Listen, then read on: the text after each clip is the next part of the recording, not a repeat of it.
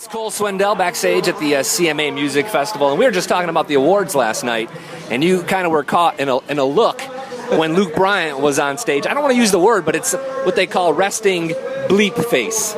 I know, man. What in the world? Like, I just saw that this morning on Twitter. I woke up and Danielle Bradbery had tweeted something about, I guess the TV panned over and me and her looked bored, and that's certainly not the case. So that's funny that I've watched people do that on award shows, and now that I've been in the position, you're just not smiling all the time, waiting on the camera to flash to you. So Luke's one of my best friends. He killed it, and I can attest, Danielle Bradbery was singing along to play it again, so I know she was excited to see the song too. So. And she's going to take heat for it, but for you, I mean, how many times have you seen them play that song? You can't get that into it every time. You're right. I'm on tour, and I've seen him singing a lot, and they've played it again, and it's a huge old hit for him. So, man, it's awesome. Let me ask you this. Of course, everybody knows you started with Luke doing the T-shirt thing. And when you got started doing that, did you think, this is my path to stardom, or were you just taking a job because you needed a job? You know, I think that's what throws people like, oh, my God, he's sold merch, now he's doing all this.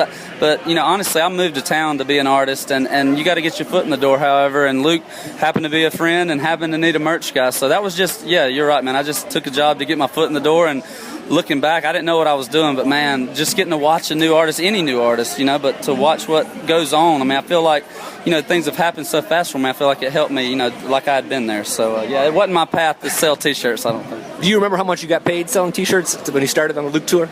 Oh, maybe like 100 and something a night, maybe. I don't know. That's not bad. It wasn't bad, yeah, but that was more than he was selling, though. That was that's what he jokes on me for. How many Georgia Southern baseball caps do you own? Several.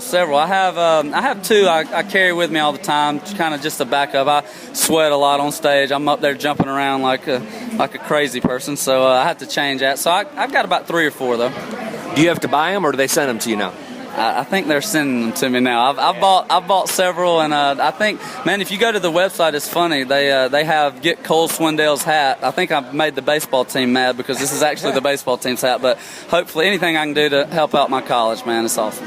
Who's the rival school, and would you wear their hat for like a night for like anything, for any reason? That's a great question, because our biggest rival is one of our biggest rivals is Appalachian State, where Eric Church went to school. So I got to see him last night, and he's one of my favorites too. When I was in college at Georgia Southern, he was just coming out, and that first album just changed the way I looked at song. I just thought that was the best thing ever, you know. And see Church at App State, he wears his App State stuff. I wear my Georgia Southern, so we'd have to keep it at that. I don't think I could wear App State, but I try to change it up when we go to college towns, as long as it's not my rival. All right, new single is Hope You Get Lonely. Compare the experience watching this chart go up to a song, your first song. I mean, you're really excited watching it week to week. Is it the same sort of thing? Are you nervous? Higher expectations? You know, I think having your first single, we all know that's crazy for it to go number 1. I'm so thankful. But, yeah, I mean, this second single, it's out there, and I think people are digging it, but you don't know, man. It was kind of moving slow there at the beginning, so it is nerve-wracking, man. I hope that, but it puts a good pressure on me having number 1 and having to follow it up, man. That's tough to do, but this is one of my favorite songs on the album, and just, you know, hopefully it's the right one. I want to ask one more question, because last night at the CMA Awards, or CMT Awards, an artist, and I won't say who it was, winked at producer Amber. Uh-oh. She got a wink. So I'm wondering if you have a move or a line or something you use to let a girl know. Are you a winker? A winker? I like winking. Yeah, I kind of point at them and give them a little wink. I like that. I just have songs. We gotta, you ready? All right, let's video.